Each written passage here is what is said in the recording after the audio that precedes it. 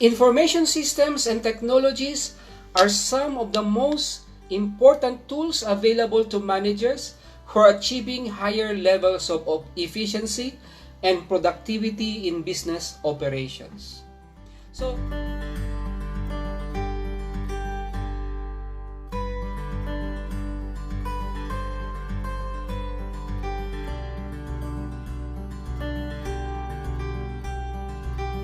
see, I am having my class there. I have 52 students, by the way. See? I have 52 students here. Right? So, I hope you enjoyed our session. So, that's how online classes are being done. Okay? Let me just remove my video. How are you, by the way? I'm very happy that you joined me in this live coverage.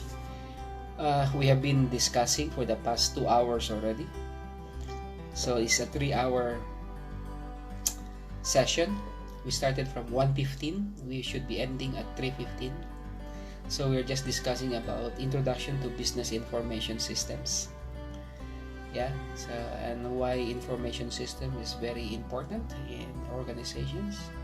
Just like today, by the way. So information system has become very critical, very crucial to the operation of the university. Imagine us now delivering programs online, okay? Because of the lockdown, because of the COVID-19 pandemic. So we cannot go to our physical classroom. So we're having our online classroom. And this is the beauty of information systems, by the way.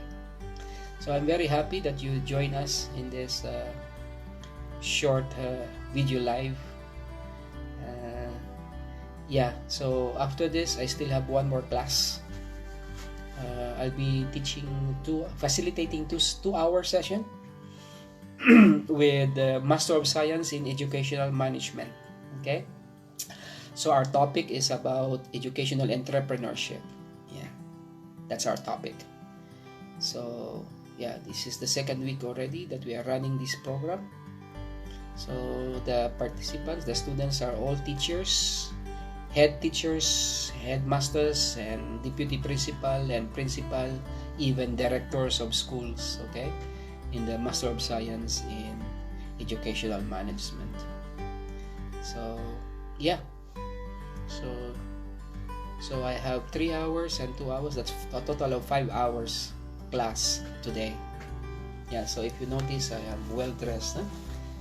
Okay, but do not look at my shorts. This is how you want to see that I'm wearing shorts.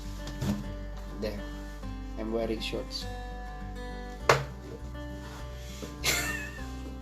But we are wearing tie, okay? So because of that. Anyway, yeah, so with my experience, I think there's still teaching online is also possible. It's good.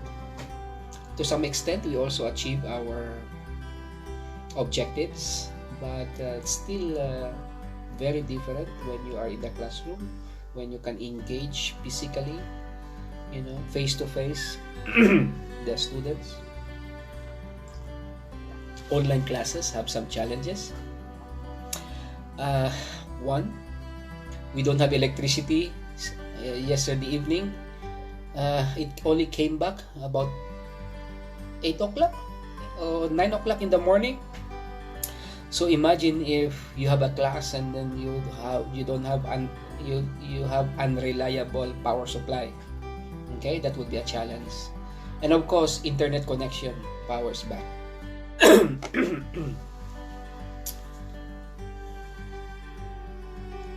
Hi team. Thank you. Yeah, so we're just trying our best to engage the students online. We went for a 10-minute break. So we have been in session for the past 2 hours. And yeah. So after this, I still have another 2-hour class with the MSc in Educational Management. Alright, so good. So thank you so much for joining me in this short live. You see, the power went off. That's the problem, the challenge of online teaching. Imagine if you're in the middle of a discussion and then suddenly you have a brownout, and then sometimes the internet connection. So some of the issues that we are encountering, of course, our students up country, imagine if they don't have Safaricom fiber, home fiber, then they are buying bundles, and imagine how much bundle they're going to consume for 3 hours online straight, and that's only for one subject. Okay, suppose they have 5 subjects, you see. So these are also some of the considerations. Plus, of course, we need also to ensure that everybody is on board, everybody is engaged. Okay, because we experienced in the past that there are some students that are present there online, but they're doing elsewhere, they're doing other things elsewhere. So those are just some of our challenges of conducting classes online. Nevertheless, I truly and really enjoyed myself. Okay, as long as you know how to engage the students, give them very interesting topic, and then you don't monopolize the discussion, you allow them to participate. Now I have given them a problem, a question to answer, to discuss, and it's their opportunity now to share what they have learned. Okay, good. So that's it. So I'm going to end here. Enjoy the rest of your day. Tumsifu Yose Christu, milele na milele. Amina. Be blessed, everyone, and keep safe. Keep safe. Stay home. Okay, stay at home and pray. Bye. Information systems and technologies are some of the most important tools available to managers who are achieving higher levels of efficiency and productivity in business operations. So, Imara Medical Center seeks to improve the efficiency of its operations in order to achieve higher profitability. As I mentioned, there are 2 ways to be very profitable. 1, we increase our sales. 2, we decrease our cost of operation. Okay? If we can do both, increase our sales and then reduce our cost, then we will achieve higher profitability. Now, business information systems will also enable us to create new products and services, as well as entirely new business models. Alright? So maybe the reason why Dr. Onyango wanted to implement a business information system is maybe he wanted to open more branches. Okay? Or maybe he wanted to have a type of service wherein you can consult, okay, a medical practitioner online. Okay, you can be diagnosed. In fact, there are some pharmacy stores right now wherein they have that type of service. They cannot just dispense drug without you seeing a doctor. So, they allow you to consult a doctor online. Okay? That's a new business model. Alright? That's a new business model. A business model describes how a company produces, delivers, and sells a product or service to create wealth. One day we're going to discuss more about the business model. Okay? Maybe when I come back on the 11th or 12th week, we will discuss more about business model.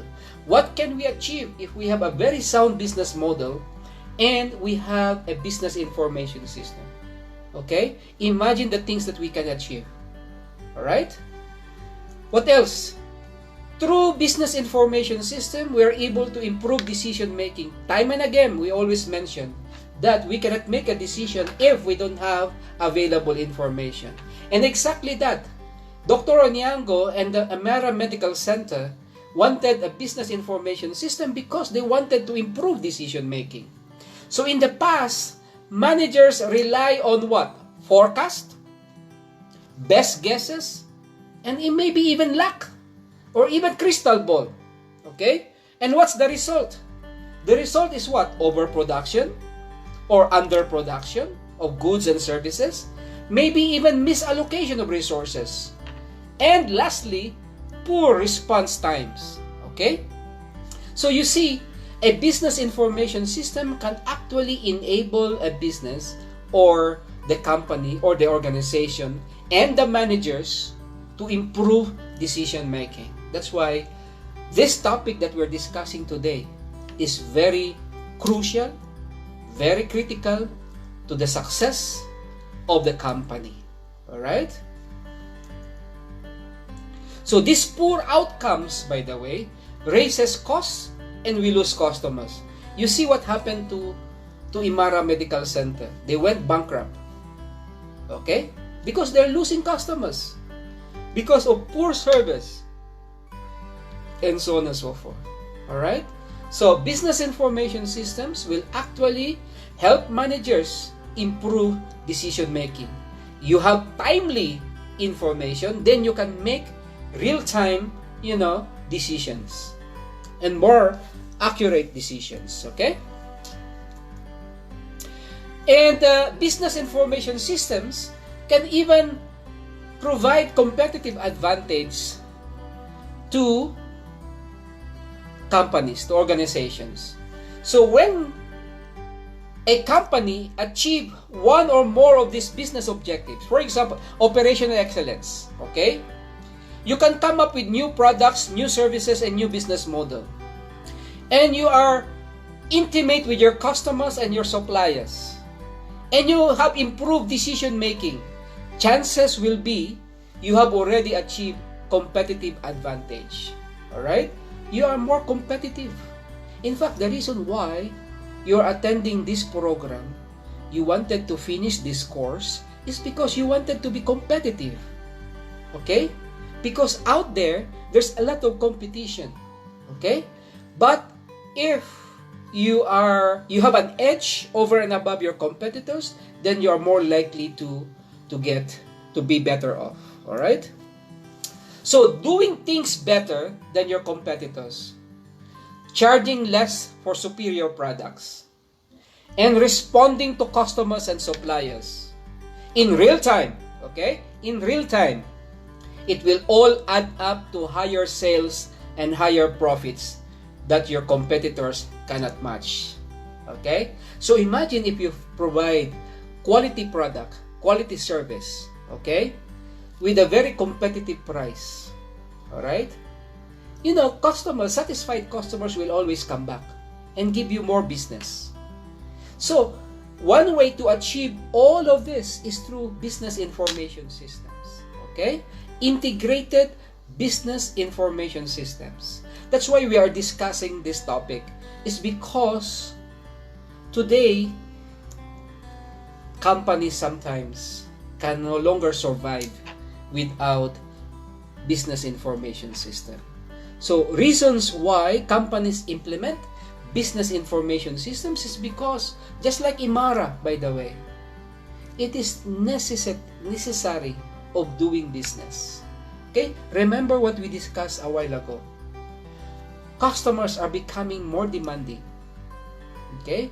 And they have changing customer demands. Okay? Changing customer demands. So, business information system has become a necessity. Okay? Have become a necessity. Sometimes, these necessities are driven by industry-level changes. Say, your competitors, other companies have already moved on, and you are the only ones who are not having this business information system. Therefore, you can no longer survive. You can no longer survive. Okay? You will be beaten by the competitors. So, one reason why organizations, companies implement information systems is because of survival. Okay? And then, of course, customer and supplier intimacy. How can we be intimate with our customers? One, by truly understanding what our customers needs. Okay? If we truly understand their pains, their problems, their desires, their dreams, and then we can provide that product, we can provide that service. And the only way to analyze this data is to have an information system. All right? To have information system. How about supplier with our how about intimacy with our suppliers? Well, we can achieve intimacy with our supplier by helping them do a better job. Okay? By helping them to do a better job. Okay? And how best we can help suppliers do a better job?